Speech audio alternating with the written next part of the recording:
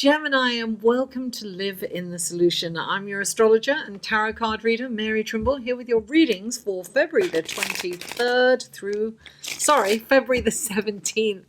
through the 23rd. I knew there was a 23 in there somewhere. Okay, these are general readings, guys. Don't forget that they're for the collective, so take what resonates and then leave the rest. If you would like a personal, more tailored reading, please click on this link here. It'll take you to my website and you can check out the kind of readings I offer, as well as all the other services. Okay, so this is for Gemini. What wonderful gifts, guidance, blessings, and helpful information can you give Gemini through these cards for February the 17th through the 23rd?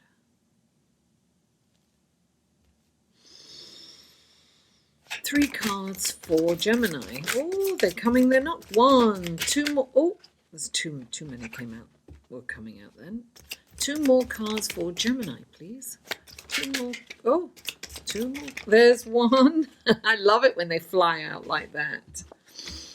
Okay, one more card for Gemini, please. It's not coming, yeah. One more card for Gemini. There it is. Oh, very interesting. Okay, now let's go to your qualifying cards. These are qualifying cards for Gemini. What wonderful gifts, guidance, blessings, and helpful information can you give Gemini through these clarifying cards for February the 17th through the 23rd? Please clarify the 9. Oh, there we go. Please clarify the King. Oh, wow. And please clarify the 5. Wow. There you go. Very interesting. Okay. We have a lot of royalty here. That's what I'll say for you. It's all about the kings. Yes, wow. You've got 3 kings. Oh, that's very spiritual, isn't it? All right, so the first card out for you, Gemini, is the 9 of Cups. And the 9 of Cups is a celebratory card, right? The 9 of Cups is saying that you're finally at a place where you're happy with what you've got, and you're kind of not at the finish line right now, but you are almost there, and you are feeling opulent, and that you've worked really hard, and that you want to celebrate. This is really about a celebration. Celebrating how far you've come and what you have accomplished. This is about you being proud of what you've accomplished and wanting to share that with your loved ones. Now, clarifying the 9 of Cups is the King of Swords. And the King of Swords, he's the champion for justice, right? And he is like the Judgment card. And it's a karmic energy, this is. So, and he's the counselor, he's like the lawyer, the judge, he's going to be very fair. However, he doesn't have any problem banging down that gavel and sentencing you if you've done something nefarious or you haven't been kind of above board, right? So when the King of Swords comes in, I always think of when you make a decision, think of the karmic ripple effect that it has. So always keep your vibration at the highest point. You want to make decisions that's for the higher good of you and everyone concerned. You don't want to be underhanded. Don't take shortcuts. This is not a time for shortcuts. And it's also a time to be, I want to say, conservative. So be careful not to overstep celebrate, because perhaps, you're so excited about what you've accomplished and what you've earned that you just want to, like, go wild and celebrate. But the King of Swords is saying, rein it in a bit, just bring that energy in. Don't overdo it. Don't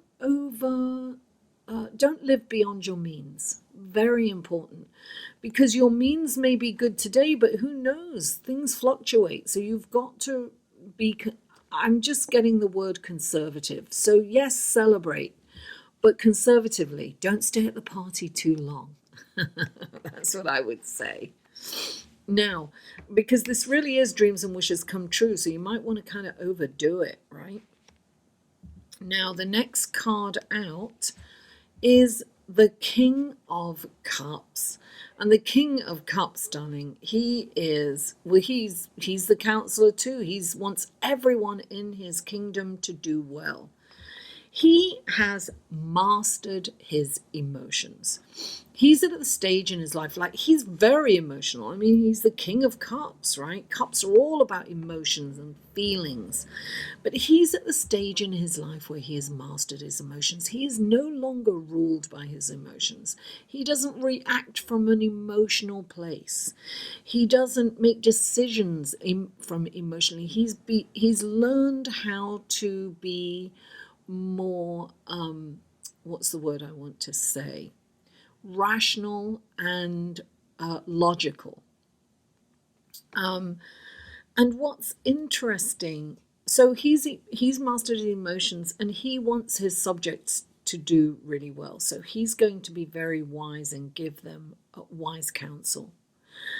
And clarifying, the King of Cups is the King of Wands. So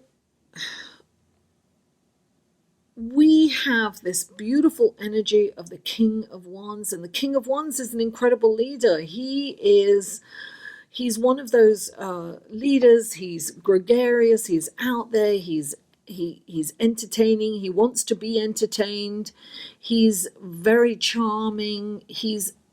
And I would say network during this, when he comes into this. So it's about putting yourself out there, right? It's about socializing. It's about being a host. It's about being a leader. This guy's a really great leader.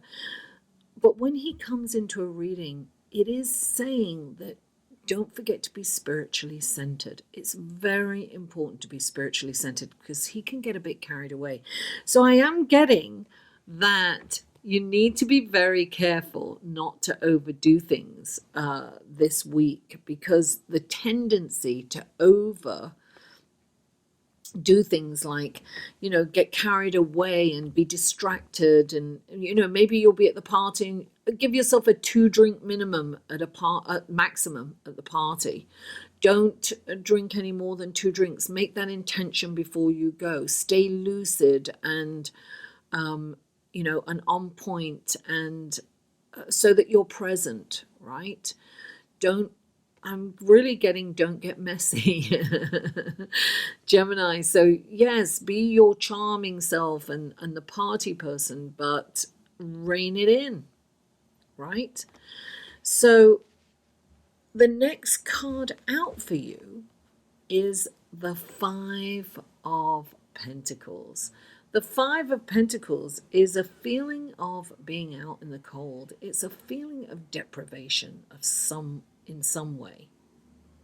So in this card, you're going to see that there's this little, you've got this barren tree with the coins in it, and you've got this little sprout here, a little spring flower, which kind of, even in a time of deprivation, and you have this hope, this little sprout of hope, right? This is spring coming through. Look, this may be a time where you are feeling, cash poor, maybe, right? Or love poor, whatever this is, deprivation, whatever's going on for you, whatever area of life you're feeling this deprivation in. it's, you have to understand that everything is transient. Nothing stays the same. And there is hope, even when you're feeling like this, even when your situation may be like this, where you're barren in some way, or you're feeling barren. The antidote for this is to focus on this spring flower, because in winter, where everything looks barren, a lot is going on under the ground, right? Things are sprouting and they're getting ready and they're working their way up to the surface to come out in the spring.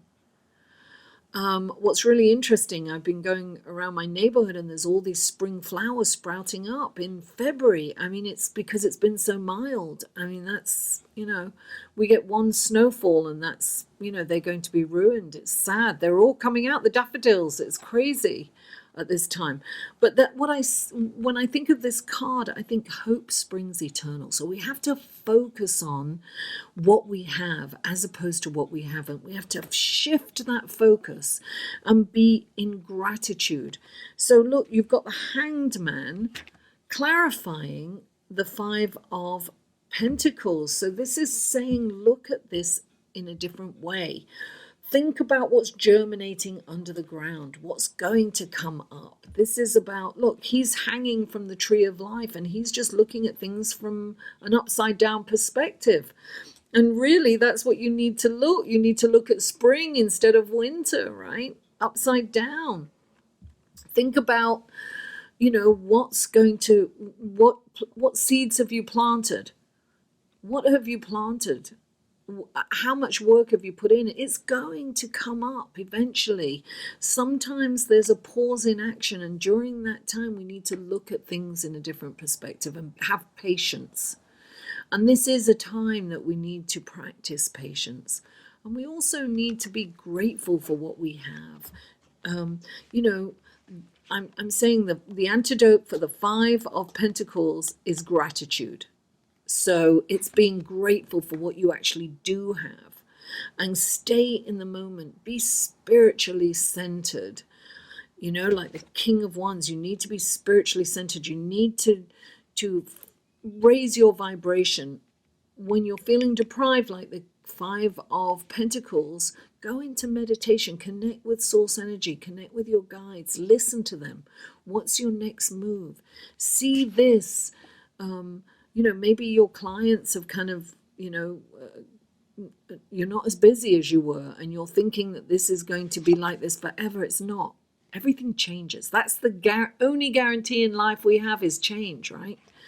And so focus on the positive aspects. What is this going to give you time to connect with spirit? It's going to give you time to, clear the decks and organize and get things ready for when those spring sprouts come up. Gemini, thank you so much for tuning in. Listen, guys, I have a membership now. Check out my join. Click on the join button and look at what I offer for memberships for this channel. And don't forget to like, share, comment, and subscribe. And stay tuned for the astrological report coming up next. Mwah! I love you all, and I'll see you on the other side. Hello, everyone. I'm really happy that you stayed tuned for the astrological report to see what's happening in the celestial sky this week, the week of February the 17th through to the 23rd. Now, Monday, hopefully you will have these readings up by Monday. I've been a little in Neptunian energy of daydreaming and I did these readings in my head. But now I'm getting down to it.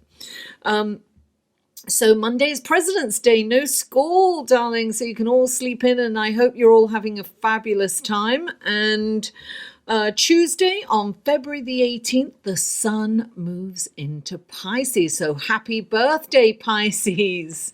So we're moving from the air sign of Aquarius, the sign of innovation, tribal, all-inclusive, thinking outside the box, revolutionary, a nonconformist, rebelliousness, and the fixed energy of Aquarius into the laid back, dreamy, creative, fantasizing, mutable energy of Pisces, where time just doesn't seem to exist. Pisces just has no awareness of time. Pisces is a free-flowing, sensitive, dare I say, intuitive and psychic energy. And on the downside, it can be a little foggy or muggy or kind of indecisiveness and not reading the situation right, and kind of unrealistic idealism, and with the inability to make decisions. So that's the downside of Pisces. But when we raise our vibration, when we meditate and we come from our higher selves, then we can embody all the positiveness of Pisces, because it's very ethereal. We can connect with the ethereal realm, with spirit, with source energy. Thursday, February the 20th, Jupiter is sextile to Neptune. So it's point. I'm mentioning this because Neptune rules Pisces, right? So this is, and Neptune is in Pisces, and Jupiter's the planet of bigger, better, more. So this is a wonderful energy. If you're a writer or in the visual arts, anything kind of creative will really flourish in this energy. I always say, let's co-create with the universe, right? So ride the crest of the wave. Start looking at your creative projects. I mean, it can be, you could be making clothes, or, painting a picture, or writing a story, or creating a video. Do something that is creative, because this is the energy for it to come out successfully. Now, on Friday, the 21st, Mars is trine Uranus. Now, this transit is energetic. It's active. It's exciting. It's electric. And you may have the need for speed. I've got the need for speed. Listen, opportunities flow towards you. You've got to be quick to the mark, though, right? You've got to grab these. And also, trust your instinct during this time. Go with what feels right. You may have the urge to take risks, and taking risks at this time will most likely pay off. So it's probably a good time, if you're going to take a risk, to do so now. This transit can also play out romantically. You might meet someone and the chemistry can be off the charts. It's a very high libido kind of energy coming in.